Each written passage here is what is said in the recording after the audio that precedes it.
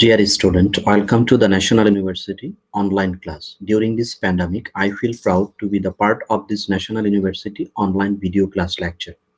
As a resource person, please maintain the health rules. Subject, Management, BBA, Honors 4th year. Course code 242601. Name of course, Bank Management. Lecture number 11. Title of the lecture, Central Bank. Presented by, this is Aminul Haq Russell, Senior Lecturer, BBA Program, Daffodil Institute of IT.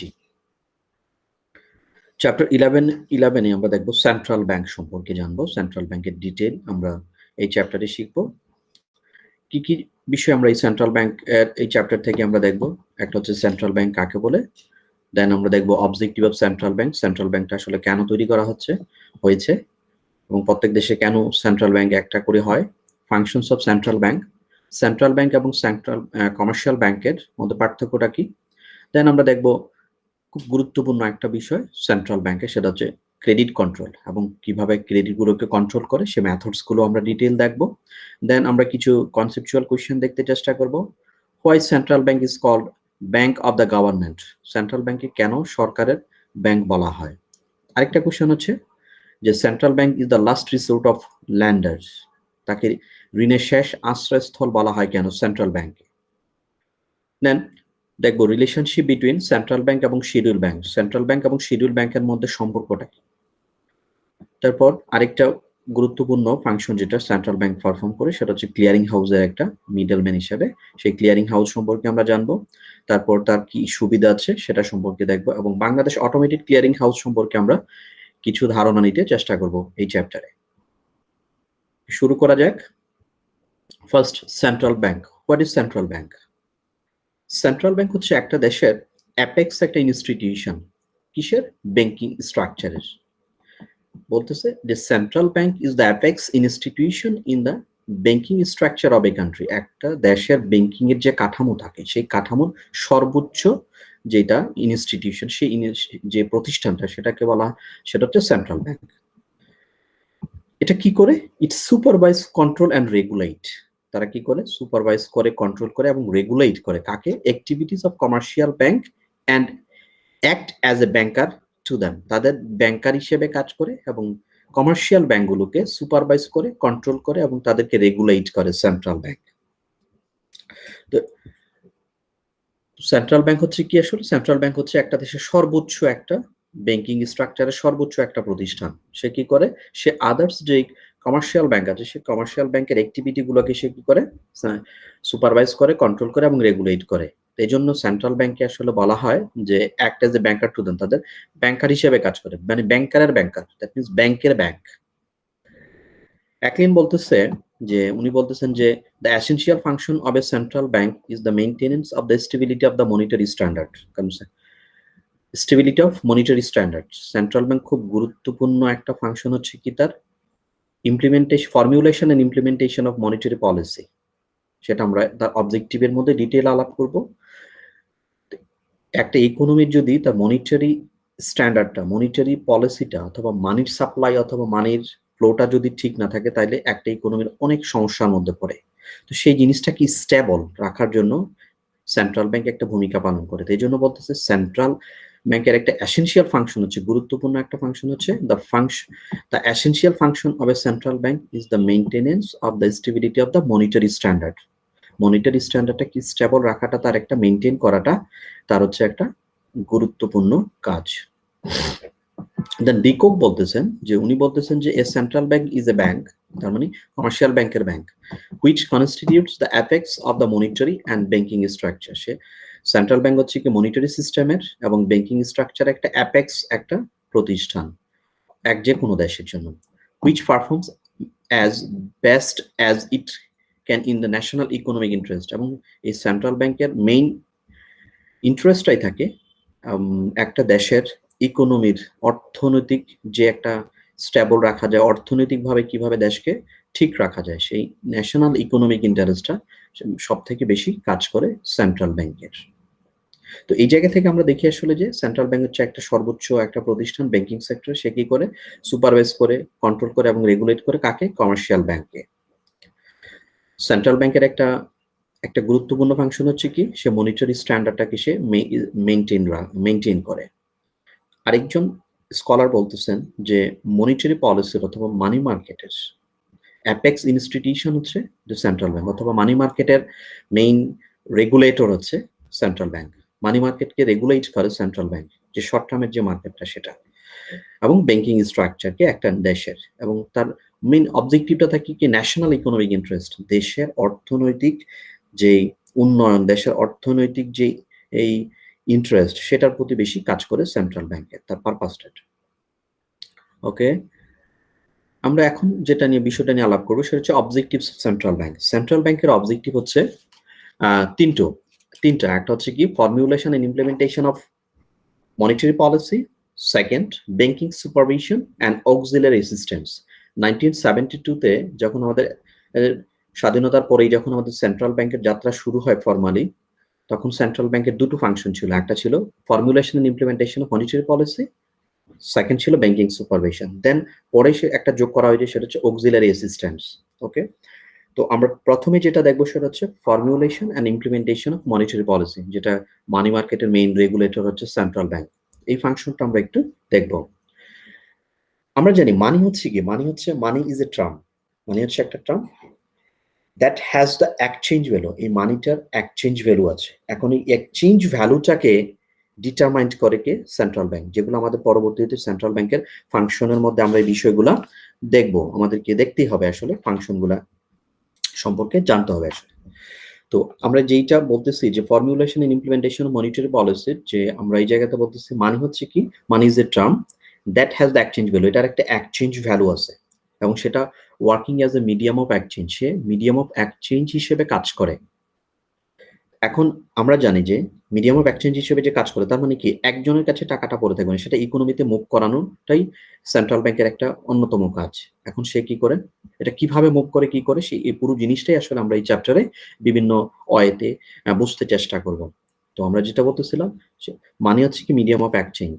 এখন এই medium of এক্সচেঞ্জটা কিভাবে হয়, আমরা শুরুর দিকে চ্যাপ্টারগুলোতে আমরা বলেছিলাম যে ইকোনমিতে দুই ধরনের লোক থাকে, একটা হচ্ছে সারপ্লাস ইউনিট, একটা হচ্ছে ডেফিসিয়েট ইউনিট। সারপ্লাস ইউনিট যার কাছে হিউজ টাকা থাকে, ডেফিসিয়েট গ্রুপ যার কাছে টাকা কম থাকে, মানে থাকে না, ঠিক আছে, যার ঘাটতি আছে ইনভেস্টমেন্ট এবং অন্যান্য পারপাসে, তার টাকার ঘাটতি আছে। এখন সেন্ট্রাল ব্যাংক কি করে, এই দুটোর ভিতরে কি করে, একটা পলিসি ইমপ্লিমেন্ট করে, মানে সারপ্লাস এবং ডেফিসিয়েট, যার কাছে বেশি আছে এবং যার কম আছে, এই দুটোর ভিতরে কি করে, ব্যালেন্স রাখার জন্য। কারণ যদি একজনের কাছে বেশি থাকে তাহলে কিন্তু দেশের ইকোনমিতে প্রবলেম হবে, আবার এই বিষয়টা কিন্তু প্রবলেম হবে, তখন কি করে, এই দুটো পার্টির ভিতরে একটা ব্যালেন্সিং সিচুয়েশন করার জন্য সেন্ট্রাল ব্যাংকে কিছু পলিসি তৈরি করে। সেন্ট্রাল ব্যাংক কি করে, কিছু সরি সেন্ট্রাল ব্যাংক কিছু পলিসি তৈরি করে। এখন এই পলিসির থ্রুতেই কি করে, মানির ফ্লোটাকে মেনটেন করে, মানে ব্যালেন্স করে রাখে। ইকোনমিতে যদি মানির ফ্লো বেড়ে যায় তারও কিছু প্রবলেম আছে, ইকোনমিতে যদি মানির শর্টেজ হয় সেটারও একটা প্রবলেম আছে। তো এই মনিটারি পলিসি ফর্মুলেশন করার থ্রুতে সেন্ট্রাল ব্যাংক কি করে, এই যে মানির যে যদি ডেফিসিয়েট হয়ে যায়, মানে যদি সারপ্লাস হয়, এই জন্য এই দুটোকে ব্যালেন্স করার জন্য কিছু পলিসি ফর্মুলেট করে এবং সেটাকে কমার্শিয়াল ব্যাংকের থ্রুতে সেটাকে ইমপ্লিমেন্ট করে। তখন দেখা যায় যে ইকোনমিতে যেই একটা প্রবলেম হওয়ার কথা, সেই প্রবলেমটা আর হয় না। যে ইকোনমিতে বেশি মানি হইলেও প্রবলেম আছে, বেশি শর্টেজ হলেও প্রবলেম আছে। তো এই সেন্ট্রাল ব্যাংক কি করে, এই পলিসি ইমপ্লিমেন্টেশন এর থ্রুতে এবং ফর্মুলেশন এর থ্রুতে এইটাকে ব্যালেন্স রাখে সেন্ট্রাল ব্যাংক। সেকেন্ড যেটা আমরা বলতেছি, ব্যাংকিং সুপারভিশন। আমাদের দেশে 61 ব্যাংক আছে, শিডিউল ব্যাংক এবং নন শিডিউল ব্যাংক 5টা আছে। এই ব্যাংকগুলোকে তাদেরকে সুপারভাইজ করে সেন্ট্রাল ব্যাংক। কি করে, তারা যেন কি করতে না পারে, একচেটিয়া কেউ কোনো বিজনেস না করতে পারে, একচেটিয়া যেন কোনো ডিসিশন নেই। সব ডিসিশন সেন্ট্রাল ব্যাংকের যে সব ধরনের ডিসিশন, একটা ব্যাংক কিভাবে অপারেট করতে হবে, একটা ব্যাংক কিভাবে চলবে, একটা ব্রাঞ্চ কিভাবে চলবে, ব্যাংক কোন কাজটা করতে পারবে, কোন কাজটা করতে পারবে না, এই যে রেগুলেশন গুলা, সবগুলো রেগুলেশন এই সুপারভিশনের জন্য, তাদেরকে সুপারভাইজ করার জন্য যত ধরনের রেগুলেশন আছে সবকিছু সেন্ট্রাল ব্যাংক তৈরি করে, এবং সেন্ট্রাল ব্যাংক ওইভাবে তাদেরকে সুপারভাইজ করে এবং মনিটরিংও করে। সহজ কথা হচ্ছে, কমার্শিয়াল ব্যাংকগুলোকে পরিচালনা করার জন্য যত ধরনের নিয়মকানুন সবকিছু আছে সেটা প্রিপেয়ার করে অথবা তৈরি করে এবং আদেশ জারি করে সেন্ট্রাল ব্যাংক। থার্ড যে পয়েন্ট আমরা বলতেছি সেটা হচ্ছে কি অক্সিলারি অ্যাসিস্ট্যান্স। অক্সিলারি অ্যাসিস্ট্যান্স বলতে এই দুটো ফাংশনের বাইরেও ইকোনমিক ডেভেলপমেন্টের জন্য সেন্ট্রাল ব্যাংক কিছু রোলস প্লে করে থাকে। ইকোনমিক ডেভেলপমেন্টের জন্য সেন্ট্রাল ব্যাংক কিছু রোল প্লে করে থাকে। তো এগুলাকে বলা হয় আসলে অক্সিলারি অ্যাসিস্ট্যান্স হিসেবে, যেটাকে আমরা সোশো ইকোনমিক ডেভেলপমেন্ট। আমরা আগে বলেছি যে দুটো ফাংশন ছিল 1972 এর দিকে যখন ফর্মালি সেন্ট্রাল ব্যাংকের যাত্রা শুরুটা করে, তার ওই সময়টায় এই দুটো ফাংশন ছিল। পরে কিন্তু একটা ফাংশনকে অ্যাড করা হয় যেটা সোশো ইকোনমিক ডেভেলপমেন্টের জন্য সেন্ট্রাল ব্যাংক কি করবে, অ্যাসিস্ট করবে। এই জন্য এটাকে অক্সিলারি অ্যাসিস্ট্যান্স বলা হয়। এই ছিল সেন্ট্রাল ব্যাংকের অবজেক্টিভটা, তার উদ্দেশ্যটা, সেন্ট্রাল ব্যাংক কেন তৈরি করে সেটা। এখন আমরা যেটা দেখবো সেটা হচ্ছে সেন্ট্রাল ব্যাংকের ফাংশনগুলা, কার্যাবলীগুলা কি সেন্ট্রাল ব্যাংকের। সেন্ট্রাল ব্যাংকের কার্যাবলী অনেক কার্যাবলী আছে, তার মধ্যে আমরা কিন্তু এই অবজেক্টিভ থেকে কার্যাবলীগুলোকে বুঝতে চেষ্টা করবো আসলে যে সেন্ট্রাল ব্যাংকের আসলে কোন জায়গাগুলোতে সেন্ট্রাল ব্যাংক কাজ করে, এই জিনিসগুলো আমরা দেখবো। ফার্স্ট ওয়ান হচ্ছে কি ইস্যু অফ ব্যাংক নোট। একমাত্র কেন্দ্রীয় ব্যাংকেরই অধিকার আছে নোট ইস্যু করার, অন্য কোনো ব্যাংকের নোট ইস্যু করার কোনো অধিকার নাই। এই জন্য সেন্ট্রাল ব্যাংকে একচেটিয়া নোট ইস্যু করার রাইটস সেন্ট্রাল ব্যাংকেরই আছে।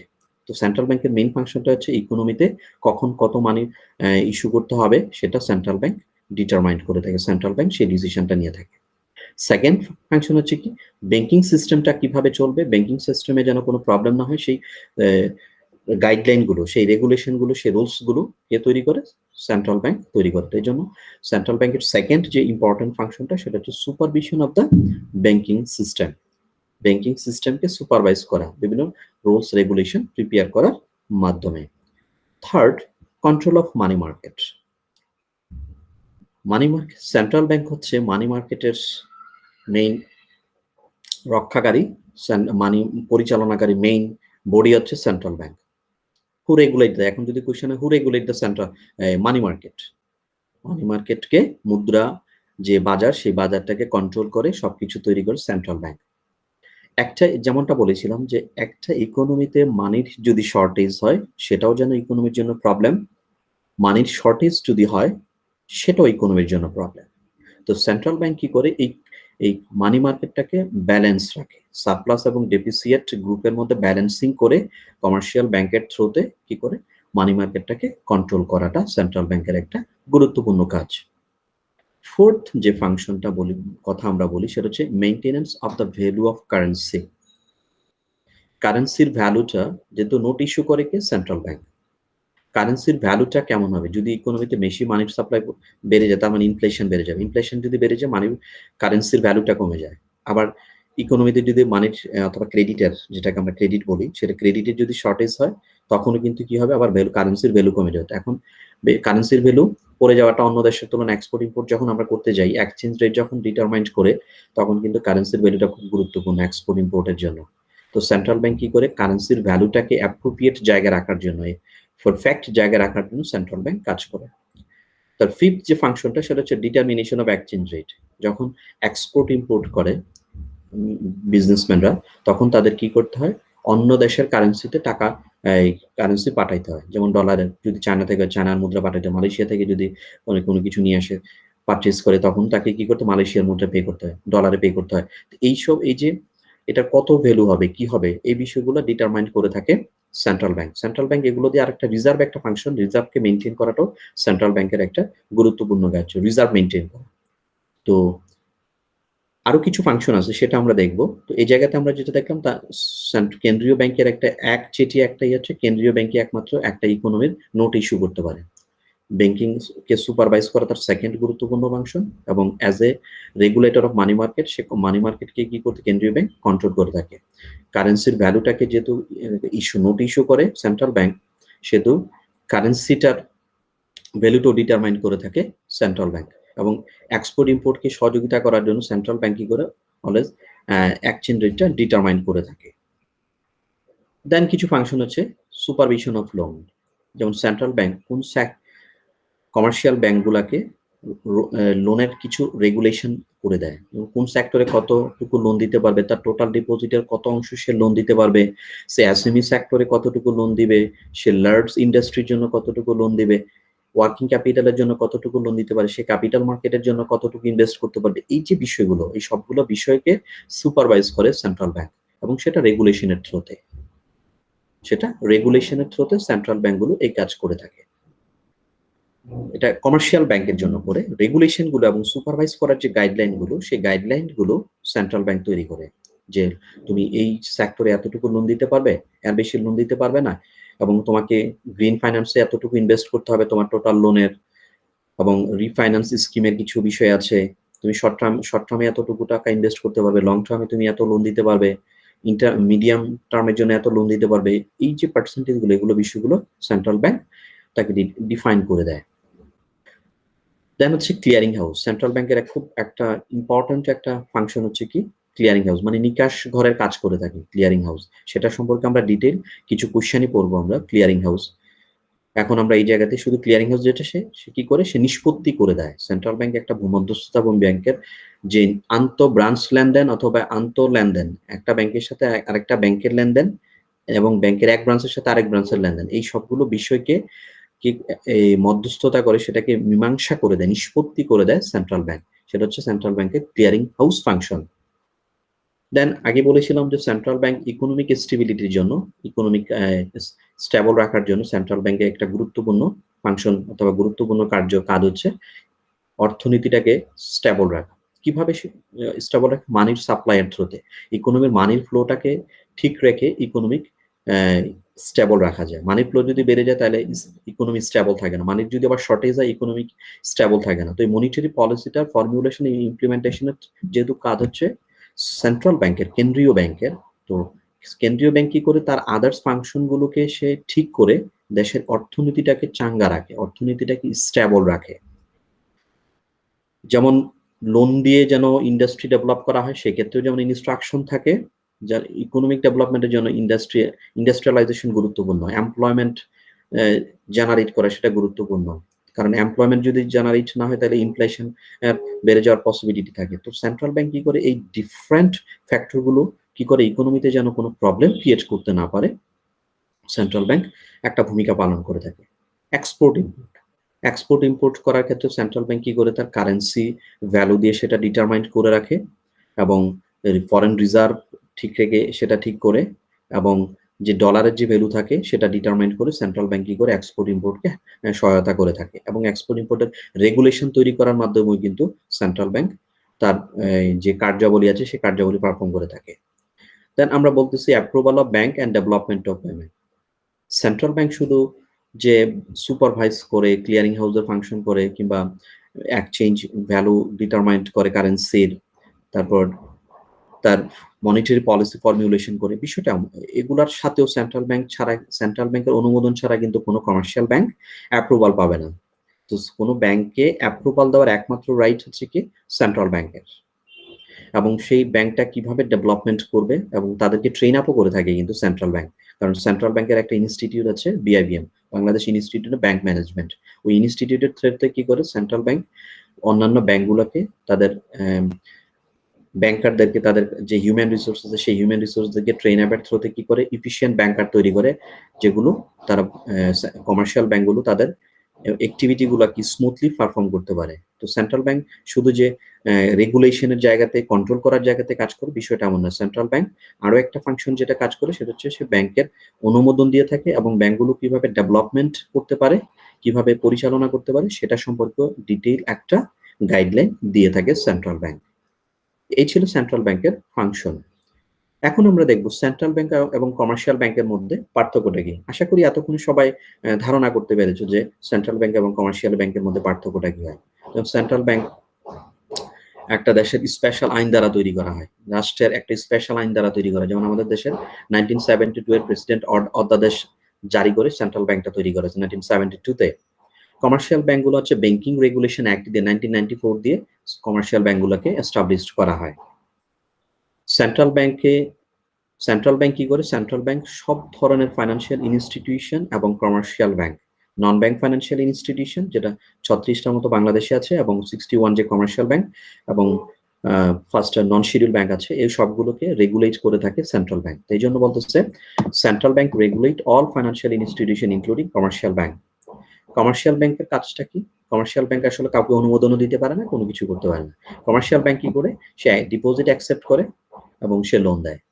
মানে সেন্ট্রাল ব্যাংকের হয়ে মানির ফ্লোটাকে ইকোনমিতে কি করে? তার মানির ডিস্ট্রিবিউটর হিসেবে, মানির ডিলার হিসেবে কাজ করে, ডিস্ট্রিবিউটর হিসেবে কাজ করে, ইকোনমিতে মানিটাকে ছড়িয়ে দেয় এই কমার্শিয়াল ব্যাংক। এটা তার একটা গুরুত্বপূর্ণ ফাংশন কমার্শিয়াল ব্যাংক। তো যেমনটা বলতেছিলাম যে there can be only one central bank, যে কোনো দেশেই সেন্ট্রাল ব্যাংক একটা থাকে। কমার্শিয়াল ব্যাংক অনেক হতে পারে, যেমন আমাদের দেশে 61 কমার্শিয়াল ব্যাংক। সেন্ট্রাল ব্যাংক কিন্তু একটা হবে একটা দেশে। ইট ইজ সেন্ট্রাল ব্যাংক কি? Central bank it is owned by the government. এটাকে ওন করবে, এটার ওনারশিপ কার্ড থাকবে সেন্ট্রাল ব্যাংকের, গভর্নমেন্টের, একমাত্র গভর্নমেন্টের থাকে। কমার্শিয়াল ব্যাংকের ওনার কি হতে পারে? প্রাইভেট হতে পারে, গভর্নমেন্ট হতে পারে, দুটোই হতে পারে। যেমন আমাদের সোনালী ব্যাংক, জনতা, এগুলো রাষ্ট্রায়ত্ত ব্যাংক, এগুলো সরকারের মালিকানা। যেমন ব্র্যাক ব্যাংক, আলারপা ইসলামী ব্যাংক, এগুলো হচ্ছে private own bank.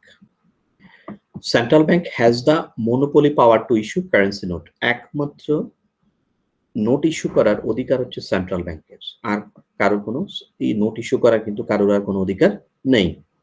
Commercial bank can not print currency note. Commercial ব্যাংকের নোট ইস্যু করার কোনো রাইট নেই।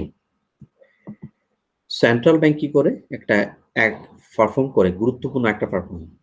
It can act as a clearing house. Clearing হাউসের ফাংশন পারফর্ম করে, সে কিন্তু ওটার একটা পার্ট হিসেবে কাজ করে। এই জন্য বলতেছে it can not act, say clearing house হিসেবে কাজ করতে পারে না, কারণ এই ফাংশনটা পারফর্ম করে সেন্ট্রাল ব্যাংক। বলতেছে central bank অকুপাইজ and dominating position. Central bank কি করে? অন্য ব্যাংকগুলোকে ডমিনেট করে, সুপারভাইজ করে, রেগুলেট করে। কমার্শিয়াল ব্যাংক তার সাবঅর্ডিনেট পজিশনকে সে কি করে? সে সুপারভাইজ করে। তার নিজস্ব যে হিউম্যান রিসোর্স আছে, একটা ব্যাংক কিভাবে অপারেট করে, সে ওই জায়গা নিয়ে কনসার্ন থাকে। আর সেন্ট্রাল ব্যাংক কনসার্ন থাকে পুরো ব্যাংকিং সিস্টেমটা কিভাবে চলবে সেটা নিয়ে।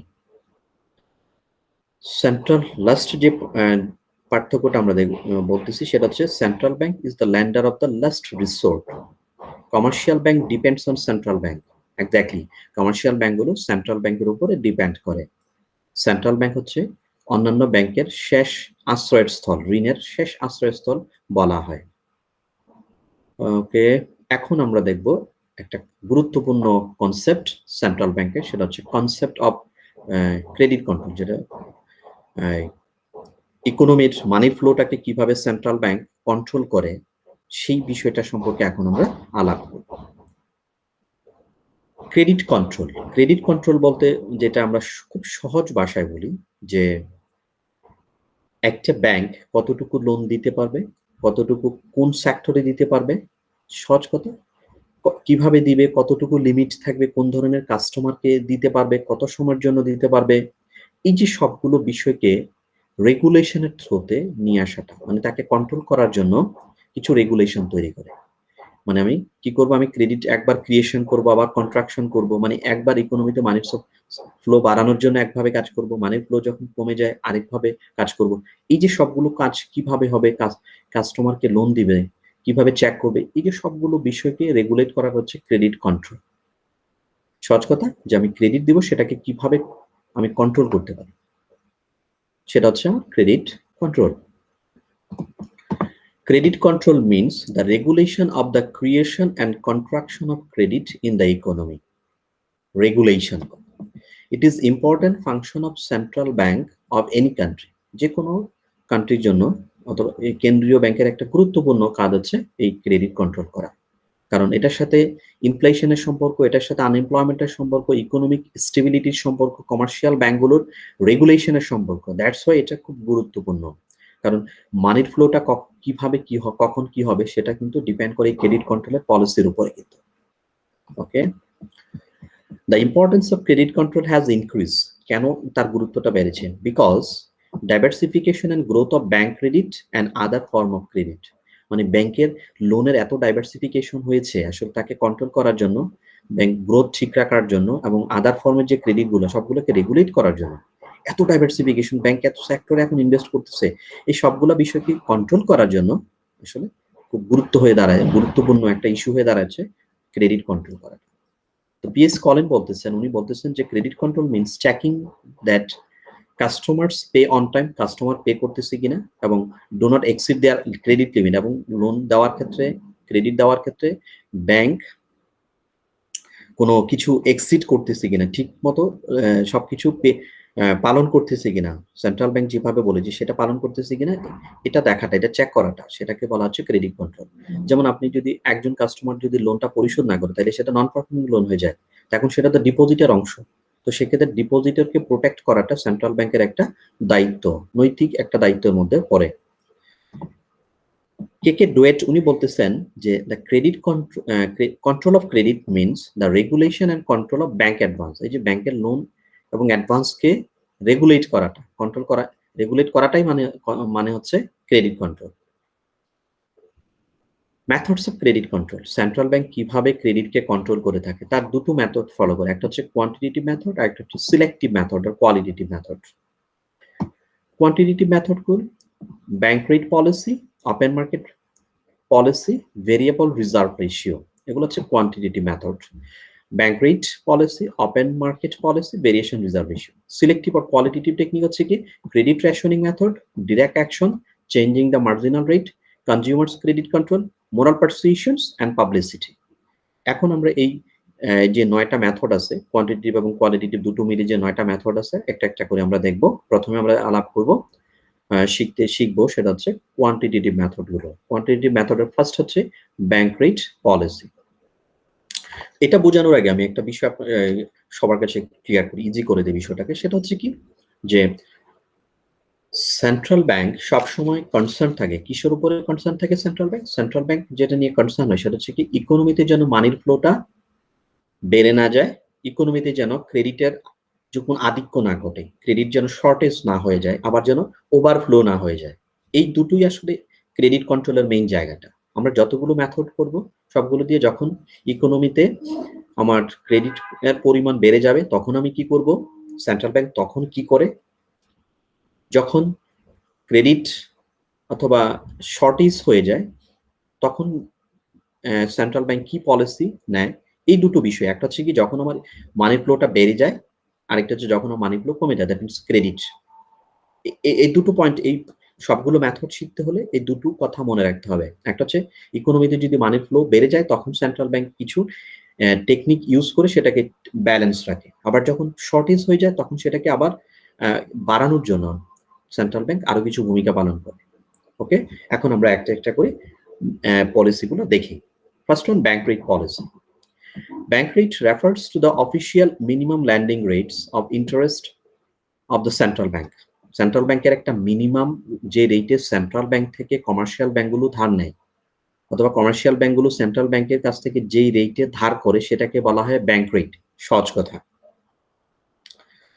এবং সেটা কিসের এগেনস্টে দেয়? সেটা হচ্ছে ফার্স্ট ক্লাস অ্যাপ্রুভ কিছু বিল অফ এক্সচেঞ্জ এবং রিডিসকাউন্টিং এর এগেনস্টে সে লোনটা দিয়ে থাকে সেন্ট্রাল ব্যাংক। কাকে?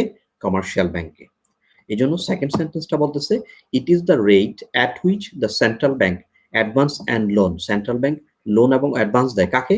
টু দ্য কমার্শিয়াল ব্যাংকে by rediscounting the and the approved first class bill of exchange of the bank. এটার এগেনস্টে কিন্তু এই যে রিডিসকাউন্টিং এর এগেনস্টে অথবা ফার্স্ট ক্লাস বিলের এগেনস্ট সেন্ট্রাল ব্যাংক এটা এই বিষয়টা করে থাকে। তো এটাকে বলা হয় discount rate. The bank rate is also called as the discount rate. তো এখন আমরা বুঝবো যে আসলে এটা কিভাবে হয়।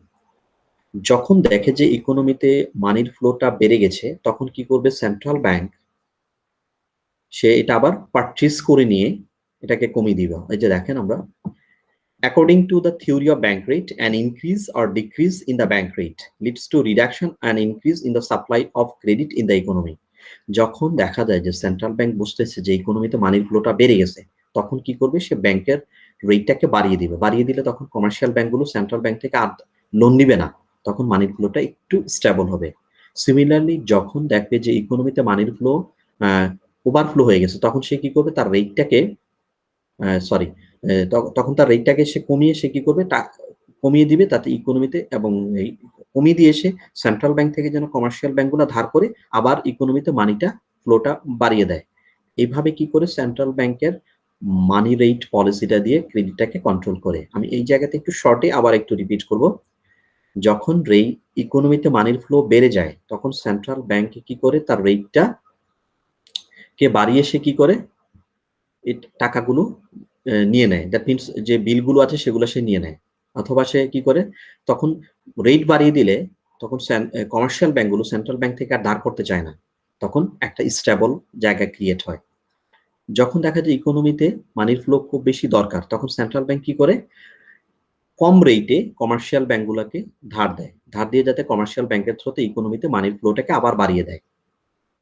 আশা করি সবাই ক্লিয়ার হয়েছে বিষয়টা। সহজ কথা যেটা বুঝতে হবে, আমার ইকোনমিতে মানির ফ্লো বাড়াবে অথবা কমবে। তখন আমি ব্যাংকের রেটটাকে কি বাড়াবো না কমাবো, এইভাবে বিষয়টাকে আমরা পরীক্ষায় লিখতে পারবো এবং বুঝতে পারবো। সেকেন্ড হচ্ছে কি আমাদের ওপেন মার্কেট অপারেশন। ওপেন মার্কেটের সাথে যে সম্পর্কটা সেটা হচ্ছে কি পারচেজ অ্যান্ড সেল। আমি শুরুতেই বলে নিয়েছি যে এই জায়গাতে আমাদের শিখতে হলে দুটো বিষয়, একটা হচ্ছে কি মানির ফ্লো কি বাড়তেছে না কমতেছে, এটা একটা বিষয়। এটার সাথে সম্পর্ক আমি দেখবো কার সাথে, পারচেজ এবং সেল। যদি ইকোনমিতে মানির ফ্লোটা বেড়ে যায় তখন সেন্ট্রাল ব্যাংক কি করে, কমার্শিয়াল ব্যাংক কি করে। ইকোনমিতে যদি মানির ফ্লো কমে যায়, দ্যাট মিনস ক্রেডিট যদি কমে যায় তখন কি হয়, এবং তার সাথে একটা সম্পর্ক আছে ইনফ্লেশন এবং ডিফ্লেশনের সম্পর্ক। তো আমরা এখন বিষয়টা নিয়ে একটু আলাপ করব। Open market operation refers to the purchase and sale of securities by the central bank. কার কর্তৃক পারচেজ করা, purchase and sale of securities. Central bank security purchase করবে অথবা সেল করবে, ঠিক আছে। এই তার এই পলিসি দিয়ে মানে পারচেজ করে অথবা সেল করে সে কি করবে, ইকোনমিতে ক্রেডিটের ফ্লোটাকে সে ব্যালেন্স রাখবে।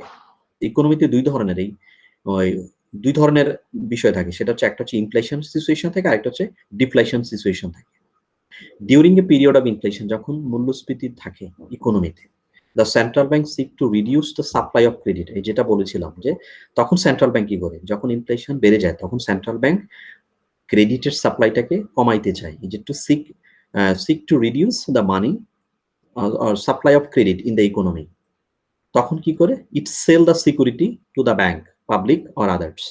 সে তখন কি করে, সেন্ট্রাল ব্যাংক মানুষের কাছে অথবা ব্যাংকের কাছে, আদার্স কোনো ইনস্টিটিউশনের কাছে তখন সেল করে। সেল করে দিলে তখন সে সেল করে কি করে, সে মানিটা নিয়ে নেয়। সেল করা, সে সেল করলে কি হয়, মানুষের হাতে সিকিউরিটি চলে আসে, ব্যাংকের হাতে সিকিউরিটি চলে আসে, বাংলাদেশ ব্যাংকের কাছে টাকা চলে যায়। দ্যাট মিনস ইনফ্লেশনটা তখন হয়, ব্যালেন্স হয়, একটু একটু তখন স্টেবল হয় ইনফ্লেশনটা, ঠিক আছে। এই যে ট্রান্সফার হয়ে যায়, এই যে as a result of the sale of securities by the central bank there will be a transfer of cash from the buyers to the central bank. This will reduce the cash reserve of the commercial bank. যখন commercial ব্যাংকগুলো তখন এটা কেনার জন্য সে তখন উঠে পড়ে লেগে যায়, সে কেনার জন্য সেল করে দেয় তখন, ঠিক আছে। তো আরেকটা হচ্ছে যখন ইকোনমিতে ডিফ্লেশন হয়, ইকোনমিতে যখন ডিফ্লেশন হয় তখন মানি ইনজেক্ট করা দরকার ইকোনমিতে। মানি ইনজেক্ট করতে হলে ইকোনমিতে কি করতে হবে আসলে, তখন সেন্ট্রাল ব্যাংক কি করে, এই সিকিউরিটি গুলোকে পারচেজ করে নেয়। তো সেন্ট্রাল ব্যাংক যখন পারচেজ করে যায় তখন সেন্ট্রাল ব্যাংক এর টাকাটা কার কাছে চলে আসে, কমার্শিয়াল ব্যাংকের কাছে এবং পাবলিকের কাছে চলে আসে। তো এইভাবে মানুষ, সেন্ট্রাল ব্যাংক কি করে, ইকোনমিতে মানিটাকে ইনজেক্ট করে, সাপ্লাই অফ ক্রেডিটটাকে ইনজেক্ট করে ইকোনমিতে মানিটাকে ইনক্লুড করে নেয়। তো এই হচ্ছে আমাদের open market operation. Third, variable reserve ratio. Variable reserve হচ্ছে কি, refers to the percentage of the deposit of the commercial bank to maintain with the central bank being subject to variation by the central bank. কি হয় বিষয়টা, মানে central ব্যাংকে আমাকে একটা reserve maintain করতে হয়, সেন্ট্রাল ব্যাংকে আমাকে কি করতে হয়, একটা রিজার্ভ মেনটেন করতে হয়। কিসের এগেনস্টে, আমার ডিপোজিটের এগেনস্টে। এখন যদি ইকোনমিতে যদি মানির সাপ্লাই যদি খুব বেশি বেড়ে যায় তখন কি করে, রিজার্ভটাকে বাড়িয়ে মানির সাপ্লাইটাকে ইকোনমিতে কমিয়ে রাখে, রিজার্ভটাকে তখন বাড়ায় দেয় সেন্ট্রাল ব্যাংক। যখন ইকোনমিতে দেখে যে মানির ফ্লো বেশি দরকার তখন সে কি করে, রিজার্ভটাকে কমাইয়া দেয় যাতে ইকোনমিতে মানির ফ্লোটা বেড়ে যায়, যেন কমার্শিয়াল ব্যাংক কি করতে পারে, মানি সাপ্লাই বেশি দিতে পারে ইকোনমিতে। আমি আবার এটা রিপিট করতেছি, ভেরিয়েবল রিজার্ভ রেশিও মানে সেন্ট্রাল ব্যাংক প্রত্যেকটা কমার্শিয়াল ব্যাংককে একটা আদেশ দেয়। সেই আদেশটা হচ্ছে কি, যে তোমাকে এত ক্যাশ রিজার্ভ মেনটেন করতে হবে, স্ট্যাটুটরি লিকুইডিটি রিজার্ভ মেনটেন করতে হবে, এটা বলে দেয়। যখন ইকোনমিতে মানির ফ্লোটা বেড়ে যায় তখন সেন্ট্রাল ব্যাংক কমার্শিয়াল ব্যাংকগুলোকে একটা আদেশ দেয়। সেই আদেশটা কি, যে তোমরা তোমাদের রিজার্ভ এখন এত পার্সেন্ট করে রাখতে হবে। এখন রিজার্ভ বেশি রাখতে গিয়ে তাদের কি করতে হয়, তাদের লোন কম দেয়, তখন মানি ফ্লোটা ইকোনমিতে কমে যায়। অন দি আদার সাইড, যে রিজার্ভ যখন ইকোনমিতে মানির ফ্লো বেশি দরকার, মানির আধিক্য দেখা দিয়েছে, ডিফ্লেশন চলতেছে, তখন সেন্ট্রাল ব্যাংক কি করে এই রিজার্ভটাকে কমিয়ে দেয়। কমিয়ে দিলে কি হয়, তখন সবগুলো কমার্শিয়াল ব্যাংকে ডিপোজিটের এগেনস্টে কম মেনটেন করতে হয় তার বোর্ডে অথবা সেন্ট্রাল ব্যাংকে। তখন সে কি করতে পারে, বেশি পরিমাণ লোন দিতে পারে। এই যে এক্সপানশনের এবং কন্ট্রাকশনারি এবং ইকোনমিতে মানির সাপ্লাইটাকে বাড়িয়ে কমিয়ে, সেটাকে কমানো, বাড়িয়ে অথবা কমিয়ে, সেটাকে কিভাবে ঠিক করে, রিজার্ভটাকে বাড়িয়ে কমিয়ে, মানে রিজার্ভটাকে ইনক্রিজ করে অথবা ডিক্রিজ করে সে কি করে, রিজার্ভ রিকোয়ারমেন্টটাকে কখনো যখন দরকার তখন বাড়ায়, যখন কমানো দরকার তখন কমায়। এইভাবে কি করে ক্রেডিটটাকে কন্ট্রোল করে থাকে। তারপর আমরা কোয়ালিটেটিভ কিছু দেখবো, তার মধ্যে rationing of credit. Rationing of credit হচ্ছে কি, সেন্ট্রাল ব্যাংক একটা ম্যাক্সিমাম লোনের লিমিট ঠিক করে দেয়, যে তুমি কোন সেক্টরে কতটুকু লিমিট দিতে পারবে, এবং সেটার একটা সিলিং ফিক্সড করে দেয়, যে এত এর বেশি তুমি কি করতে পারবে না, ক্রেডিট দিতে পারবে না। এটা একটা ফিক্সড ঠিক করে দেয়। এবং এই জন্য বলতেছে যে bank seek to limit the maximum amount of loan and advance and also certain case fix ceiling, মানে সর্বোচ্চ কতটুকু দিতে পারবে সেটাকে সেন্ট্রাল ব্যাংক ঠিক করে দিয়েও মানির ফ্লোটা অথবা ক্রেডিটটাকে কন্ট্রোল করে থাকে। দেন হচ্ছে ডাইরেক্ট অ্যাকশন। ডাইরেক্ট অ্যাকশন যেটাকে আমরা বলতেছি, under this method if the commercial bank do not follow the policy of the central bank, যদি কমার্শিয়াল ব্যাংকগুলো যেই অধ্যাদেশগুলো সেন্ট্রাল ব্যাংক কেন্দ্রীয় ব্যাংক জারি করে সেগুলো যদি সে ফলো না করে, তখন তাকে কি করা হয়, কিছু ফোর্স করা হয়, তাকে আইসোলেট করা হয়। এই যে লেখা আছে, this methods can also be enforce both quantitative and qualitatively credit control. ওই যে যে অন্য মেথডগুলো যেমন variation reserve ratio, open market, or এই যে পলিসিগুলোকে হেল্প করে ডিরেক্ট অ্যাকশন গুলো, ঠিক আছে, এটা ডিরেক্ট কোনো কাজ করে, সে অন্য মেথডগুলোকে হেল্প করে। এই জন্য it is also act as a supplement to other method of credit control. কোনো অ্যাকশন নিয়ে, ডাইরেক্ট কোনো অ্যাকশন দিয়ে অন্য মেথড যদি সে ফলো না করে, কোয়ালিটেটিভ এবং কোয়ান্টিটেটিভ মেথড অফ ক্রেডিট কন্ট্রোলের কোনো অধ্যাদেশ অথবা আদেশ যদি কমার্শিয়াল ব্যাংক যদি ফলো না করে, তখন তাকে কি করা হয়, এই ডাইরেক্ট কিছু অ্যাকশনে যায় সে এজন্য ডাইরেক্ট অ্যাকশন মেথডটাকে supplement to other method of credit control হিসেবে বলা হয়। মার্জিন রিকোয়ারমেন্ট খুবই গুরুত্বপূর্ণ একটা বিষয়। In this method, the central bank fix minimum margin requirement on loan for purchasing or carrying security. মানে যখন কমার্শিয়াল ব্যাংকগুলো লোন দিবে, সেই লোন দেওয়ার ক্ষেত্রে তাকে কি করতে হয়, তাকে ফিক্স আপ করে দেয় যে মার্জিন এত থাকতে হবে, মানে মালিকের এত বিষয় থাকতে হবে, মার্জিন থাকে। তখন কি করে, মার্জিন এক সময় বাড়িয়ে দেয় আবার কমিয়ে দেয়, এইভাবে বাড়ানো কমানোর থ্রুতেও কি করতে পারে, ভলিউম অফ ক্রেডিটটাকে কমার্শিয়াল ব্যাংকের সে ব্যালেন্স করতে পারে। এই জন্য বলতেছে, this are the percentage of the value of the security that can not be borrowed or lend. In other words, it is the maximum value of loan which a borrower can have from, মানে তার বড় করার capability এতটুকু আছে, bank on the basis of the security or collateral. The central bank may direct bank to raise or reduce the margin, এই যে মার্জিনটাকে বাড়িয়ে কমিয়ে যেটা বলেছিলাম, the central bank thus by raising the margin requirement the central bank would reduce the volume of credit which commercial bank can grant। এই যে বাড়িয়ে এবং সে রেটটাকে বাড়াবে এবং মার্জিন রিকোয়ারমেন্টটাকে বাড়াবে অথবা কমাবে, এভাবে সে কি করতে পারে, মানি ফ্লোটাকে ইকোনমিতে ব্যালেন্স করতে পারে। তারপর বলতেছে regulation of consumer credit. Central bank একটা নির্দেশ দিয়ে দেয়, কন্ডিশন দিয়ে দেয় যে কোন কনজিউমারকে কিভাবে কতটুকু দিতে হবে, ডিউরেবল গুডস এর ক্ষেত্রে কতটুকু দিতে হবে লোন, সেটাকে রেগুলেশন করে দেয়। যে এই জন্য বলতেছে regulation of credit, consumer credit is design to check the flow of credit for consumer durable goods. Consumer durable goods এর জন্য কতটুকু আমি দিতে পারবো, ক্রেডিট দিতে পারবো, কতটুকু পারচেজ করতে পারবে, এগুলো দিয়ে এই সবগুলো বিষয় রেগুলেশনের থ্রুতে ক্রেডিট কন্ট্রোল করে থাকে সেন্ট্রাল ব্যাংক। আমরা সংক্ষেপে এই মেথডগুলো বলতেছি। তারপর মোরাল পারসুয়েশন, এটা হচ্ছে বিষয়টা কি আসলে, এটা কোন আসলে কোনো কিছু না, সেন্ট্রাল ব্যাংক এবং কমার্শিয়াল ব্যাংক তারা নৈতিকভাবে একটা সম্মতিতে যায়, নৈতিকভাবে তারা একটা জায়গাতে গিয়ে ব্যালেন্সিং করে, যে আমরা আসলে যেই রুলস গুলো আছে সেটা আপনারা মানেন, তাদেরকে বারবার তাদের সাথে মিটিং করা হয় এবং তারা যেন তাদেরকে রিকোয়েস্ট করা হয়, অ্যাডভাইস করা হয়, এই যে if a commercial bank do not follow or don't abide by the advice or request of the central bank, no gross action, আসলে শুরুতে কোনো অ্যাকশন নিবে না, is taken against them.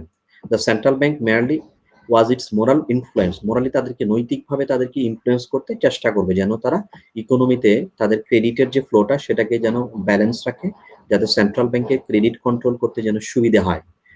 Under this method central bank gives advice, তারা আসলে advice দেয়, request করে, pursuit মানে ইনফ্লুয়েন্স করতে চেষ্টা করে, তাদের সাথে কোঅপারেটিভলি ক্রেডিট পলিসি ইমপ্লিমেন্ট করতে কাজ করে সেন্ট্রাল ব্যাংক। লাস্ট হচ্ছে কি পাবলিসিটি।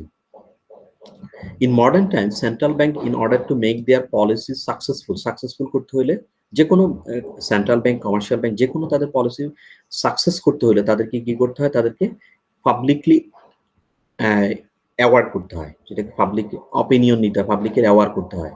তো এই জন্য বলতেছে যে a policy can be effectively successful only when an effective public opinion is created in its favour. মানুষের ফেভারের জন্য যদি কোনো পলিসি তৈরি করে সেটাকে মানুষকে জানাইতে হবে। কিভাবে জানাবে? It official through newspaper, journal, conference, seminar etcetera.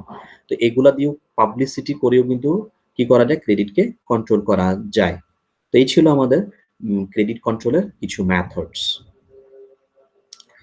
এখন আমরা দেখব why central bank is called bank of the government. আশা করি এতক্ষণে আল্লাপে আমরা কিছুটা বুঝতে পারতেছি কেন বলা হয় সেন্ট্রাল ব্যাংকে গভর্নমেন্টের ব্যাংক কেন বলা হয়। ফার্স্ট ওয়ান, আমরা জানি যে এটা সেন্ট্রাল ব্যাংকের ওনারশিপটা থাকে কাজ গভর্নমেন্টের কাছে, এটা পুরো বিষয়টাই সরকারের, এবং সেন্ট্রাল ব্যাংকে কন্ট্রোল করে কি গভর্নমেন্ট। এবং বাংলাদেশের যে রিজার্ভ, আমাদের যে ফরেন যে রিজার্ভ, এটা কার অ্যাকাউন্ট? গভর্নমেন্টের অ্যাকাউন্ট। সেই অ্যাকাউন্টটা কে মেনটেন করে? Central bank. সেন্ট্রাল ব্যাংক এই যে মানি মার্কেটের পুরো বিষয়টা কে কাজ করে? সেন্ট্রাল ব্যাংক কাজ করে দেয়। তাই সেন্ট্রাল ব্যাংক কি করে? গভর্নমেন্টকে ফিসক্যাল পলিসি তৈরি করার সময় এবং মানি মার্কেটকে কিভাবে কি করবে সেটা সম্পর্কে সেন্ট্রাল ব্যাংক অ্যাডভাইস দিয়ে থাকে। শিল্প কারখানা কিভাবে তৈরি করবে সেটার সাথে মানির সম্পর্ক আছে। এই জন্য গভর্নমেন্টের যেই ইকোনমিক ডেভেলপমেন্টের যে অ্যাক্টিভিটি গুলো আছে সেটার সাথে সেন্ট্রাল ব্যাংক ওতপ্রোতভাবে জড়িত। সেন্ট্রাল ব্যাংক খুব ক্লোজলি কানেক্টেড। সেন্ট্রাল ব্যাংক কি করে? গভর্নমেন্টকে বিভিন্ন জায়গাতে কিভাবে শিল্পের উন্নয়ন করা যায়, কোন পলিসিটা কিভাবে করা যায়, এগুলা সম্পর্কে অ্যাডভাইজর হিসেবে কাজ করে এই গভর্নমেন্ট, সেন্ট্রাল ব্যাংক। এবং গভর্নমেন্টকে বিভিন্ন ইনফরমেশন প্রোভাইড করে থাকে, সেটা এক্সপোর্ট ইম্পোর্ট হতে পারে, রিজার্ভ রিলেটেড হতে পারে, তার বিভিন্ন পলিসি রিলেটেড হতে পারে সেটা, এবং তার বিভিন্ন অর্থনীতির যে ইন্ডিকেটর গুলো আছে সেটা সম্পর্কে কিন্তু তথ্য দিয়ে থাকে সেন্ট্রাল ব্যাংক গভর্নমেন্টকে। এবং সেন্ট্রাল ব্যাংকের একটা রাইট হচ্ছে কার পক্ষে? গভর্নমেন্টের পক্ষে। সে কি করে? Sole right to issue note এবং গার্ডিয়ানশিপ অফ মানি মার্কেট, তার একচেটিয়া একটা রাইট হচ্ছে কার? সেন্ট্রাল ব্যাংকের নোট ইস্যু করা। এবং সেটা কার পক্ষ হয়ে নোট ইস্যু করে? গভর্নমেন্টের পক্ষ হয়ে। মানি মার্কেটের গার্ডিয়ানকে? মানি মার্কেটের গার্ডিয়ান হচ্ছে সেন্ট্রাল ব্যাংক, এবং এই মানি মার্কেট কাদের? গভর্নমেন্টের। এবং রিজার্ভ এবং ফরেন কারেন্সি যেটা আমরা বললাম, এবং ইকোনমিক স্টেবিলিটি, সবগুলো কাজ কে সরকারকে সহযোগিতা করে? Central bank. তো দ্যাটস ওয়াই সেন্ট্রাল ব্যাংক যেহেতু এই ফাংশন গুলো পারফর্ম করে কার হয়ে? গভর্নমেন্টের হয়ে। এই জন্য যে central bank everywhere fulfil the function of a banker, agent and adviser of the government. গভর্নমেন্টের এজেন্ট এবং অ্যাডভাইজার হিসেবে, ব্যাংকার হিসেবে সেন্ট্রাল ব্যাংক এই কাজগুলো করে থাকে। দ্যাটস ওয়াই সেন্ট্রাল ব্যাংককে গভর্নমেন্টের ব্যাংক বলা হয়, কারণ সেন্ট্রাল ব্যাংক গভর্নমেন্টের বাইরে নয়, সেন্ট্রাল ব্যাংক গভর্নমেন্টের ভিতরে থেকেই গভর্নমেন্টের পক্ষ হয়ে কাজগুলো করে দেয়। That's why central bank is called bank of government. Central bank is the last resort of lenders. এটা আমি খুব সহজভাবে আপনাদেরকে একটু বুঝিয়ে দিতে চেষ্টা করব। সেটা হচ্ছে কি, সেন্ট্রাল ব্যাংক কি করে? কমার্শিয়াল ব্যাংকগুলোকে বিভিন্ন রিজার্ভ দিয়ে দেয়। সেন্ট্রাল ব্যাংক বিভিন্ন ক্রেডিট কন্ট্রোল পলিসি ফলো করে।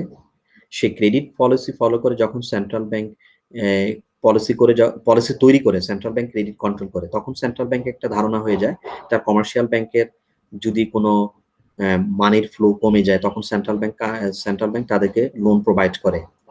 কোনো লিকুইডিটি প্রবলেম করে গেলে সেন্ট্রাল ব্যাংক তাদেরকে হেল্প করে।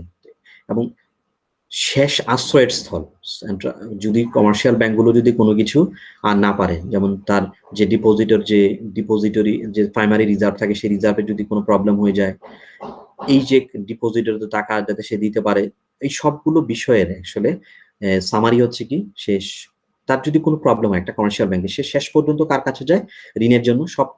সে শেষ পর্যন্ত সেন্ট্রাল ব্যাংকের কাছে যায়। দ্যাটস ওয়াই তাকে central bank is called the lender of the last resort. Relationship between central bank and schedule bank, সেটা আমাদের অনেকের ক্লিয়ার ধারণা হয়ে গেছে কিভাবে, যে সেন্ট্রাল ব্যাংক কমার্শিয়াল ব্যাংক থেকেও সেন্ট্রাল ব্যাংকের কাছ থেকে কমার্শিয়াল ব্যাংক ধার নেয়। শিডিউল ব্যাংক যেগুলো আমাদের commercial bank, schedule bank 61 schedule bank আছে, নন শিডিউল 5টা। তো রিলেশনশিপটা কোথায় তাদের মধ্যে? প্রথম হচ্ছে ডেটর এবং ক্রেডিটর, দেনাদার এবং পাওনাদার একটা সম্পর্ক হয়। কিভাবে? একটু আগে যেটা বলতেছিলাম, lender of the last resort, central bank commercial ব্যাংকগুলো যখন কোনো টাকা পয়সা এগুলো প্রবলেম হয়, মানির প্রবলেম হয়, তখন সেন্ট্রাল ব্যাংকের কাছে তারা নিয়ে যায়। এই জন্য সেন্ট্রাল ব্যাংক এর সাথে তাদের একটা সম্পর্ক হয় ডেটর এবং ক্রেডিটর। ক্রেডিট কন্ট্রোলের ক্ষেত্রে ক্রেডিট কন্ট্রোলের সম্পর্ক কমার্শিয়াল ব্যাংকগুলা কি করে, মানি ফ্লোটাকে ইকোনমিতে ডিস্ট্রিবিউট করে দেয়। তো সেই ডিস্ট্রিবিউটটা কার হয়ে করে দেয়? সেন্ট্রাল ব্যাংকের হয়ে করে দেয়। এবং সেন্ট্রাল ব্যাংক আবার দেখে যে কমার্শিয়াল ব্যাংকের কাছে যেন কি না হয়, যেন ক্রেডিট বেশি বেড়ে না যায়, কমে না যায়, এটাও আবার সেন্ট্রাল ব্যাংক তাদেরকে কন্ট্রোল করে। সেন্ট্রাল ব্যাংক হচ্ছে অন্যান্য যত কমার্শিয়াল ব্যাংক আছে সবগুলোর গার্ডিয়ান। এই জন্য তাদের মধ্যে যে সম্পর্কটা, তারা হচ্ছে মেম্বার, সেন্ট্রাল ব্যাংকের মেম্বার। 61 কমার্শিয়াল ব্যাংক এবং 5 নন শিডিউল ব্যাংক, তারা হচ্ছে মেম্বার কার? Central bank. এবং তাদের গার্ডিয়ান হচ্ছে কি? সেন্ট্রাল ব্যাংক, কেন্দ্রীয় ব্যাংক। এই জন্য তাদের মধ্যে যে সম্পর্কটা সেটা হচ্ছে গার্ডিয়ান এবং মেম্বার।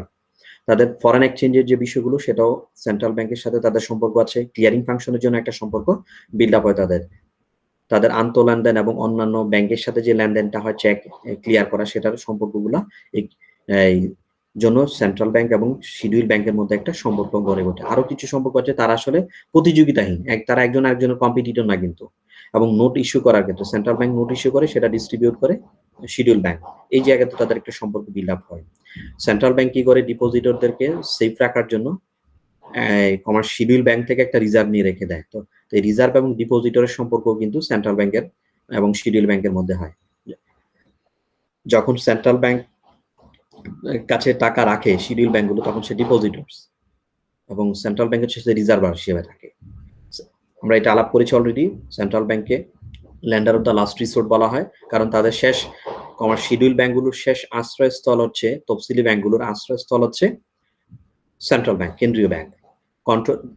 কন্ট্রোল এবং কন্ট্রোলার এবং কন্ট্রোল, শিডিউল ব্যাংকগুলোকে কন্ট্রোল করে থাকে সেন্ট্রাল ব্যাংক। এই জন্য তাদের বিতর্কে নিয়ন্ত্রক এবং নিয়ন্ত্রণকারীর একটা সম্পর্ক গড়ে ওঠে। এখন আমরা দেখবো সেটা হচ্ছে definition of clearing house. Clearing হাউসের ডেফিনেশনটার মধ্যে আমরা দুটো ওয়ার্ড পাই, একটা হচ্ছে কি ক্লিয়ারিং, আর একটা হচ্ছে হাউস। ক্লিয়ারিং মানে কি? নিষ্পত্তি করা। হাউস হচ্ছে কি? ঘর। তার মানে কি? নিকাশ ঘর, যেটাকে আমরা বলি নিকাশ ঘর অথবা নিষ্পত্তি ঘর। যে ঘরের মধ্যে কোনো কিছু নিষ্পত্তি হয় সেটাকে বলা হয় ক্লিয়ারিং হাউস। এবং সেই ঘরটা কোথায়? কেন্দ্রীয় ব্যাংক। কেন্দ্রীয় ব্যাংক কি করে? অন্য ব্যাংকের সাথে একটা চেক যে দেনা পাওনার যে সম্পর্ক হয়, সেই দেনা পাওনার সম্পর্কটা সে মিডলম্যান হয়ে সেটাকে ক্লিয়ার করে দেয়। ক্লিয়ার করে দেওয়ার ভূমিকাটা পালন করে। এই জন্য সেন্ট্রাল ব্যাংকে ক্লিয়ারিং হাউস বলা হয়। যে এখন আমরা ডেফিনেশনটা দেখবো। ফার্স্ট আমরা বলছি কি, যে নিকাশ ঘর ক্লিয়ারিং হাউস, নিষ্পত্তির ঘর। যে ঘরের মধ্যে কোনো কিছু নিষ্পত্তি হয় সেটাকে বলা হয় ক্লিয়ারিং হাউস।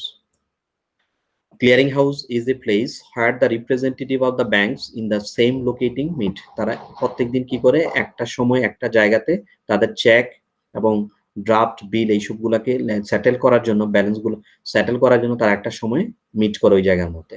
এখন আমাদের দেশে যে ক্লিয়ারিং হাউসটা, সেটা কিন্তু অটোমেটেড। দেখা যায় যে একটা চেক কালেকশন করতে দিলে সেটা দিনই দিনই হয়ে যায়, এবং সেটা নির্দিষ্ট টাইমের আগে দিলে সেটা ওই দিন হয়ে যায়, আদারওয়াইজ পরের দিন হয়ে যায়।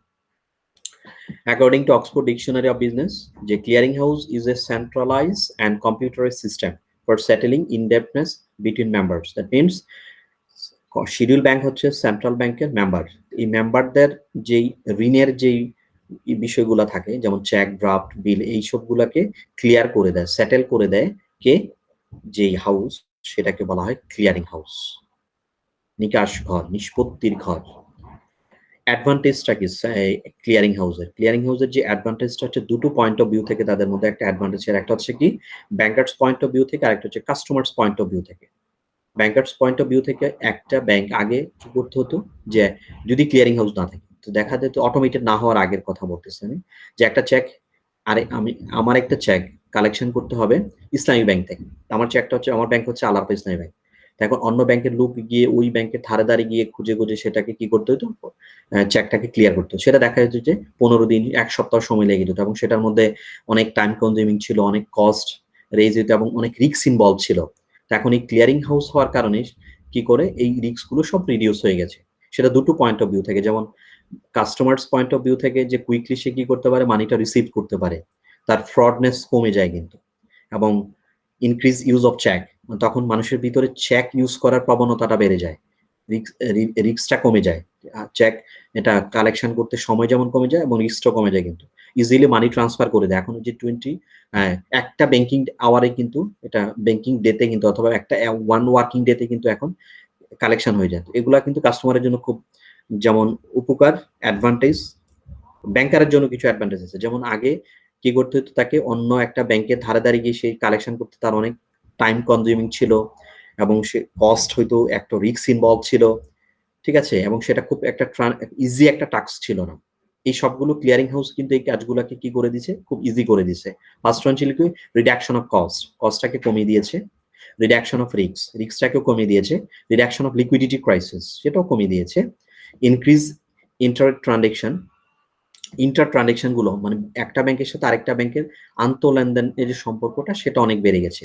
সেক্ষেত্রে টাইম সেভ হয়, যেটা বারবার বলতেছিলাম যে এখন একটা ওয়ার্কিং ডেতেই একটা চেক ক্লিয়ার হয়ে যায়, ইজি ট্রানজেকশন।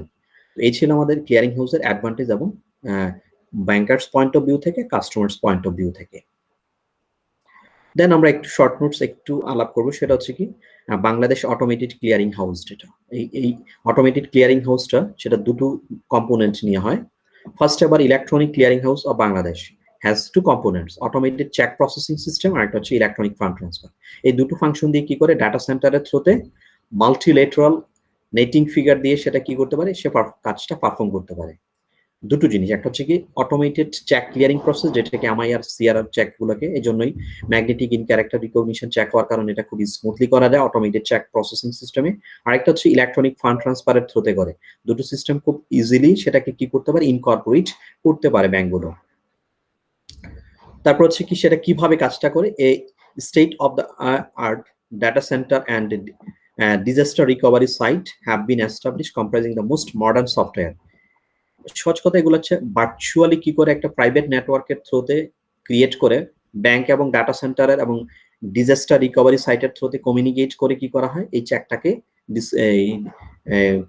ক্লিয়ার করা হয়, সেটেল করা হয়, এবং সেটা ইলেকট্রনিক ফান্ড ট্রান্সফারের থ্রুতেও কিন্তু এই কাজটা হয়ে যায়। তো দ্যাটস ওয়াই কি হয়, ক্লিয়ারিংটা খুব দ্রুত হয়ে যায়, কুইক হয়ে যায়, ঠিক আছে। তো এটা ছিল আমাদের বাংলাদেশ অটোমেটেড ক্লিয়ারিং হাউসের, এবং আপনারা আশা করি ডিয়ার স্টুডেন্ট আপনারা এটাকে আরেকটু দেখে নেবেন। আমাদের মোটামুটি এই ছিল সেন্ট্রাল ব্যাংক সম্পর্কে কিছু ধারণা। আশা করি সবাই সেন্ট্রাল ব্যাংক সম্পর্কে একটা ধারণা নিতে পেরেছেন এই লেকচার থেকে। এ পর্যন্ত আপনারা ভালো থাকবেন, সবাই সুস্থ থাকবেন। আল্লাহ হাফেজ।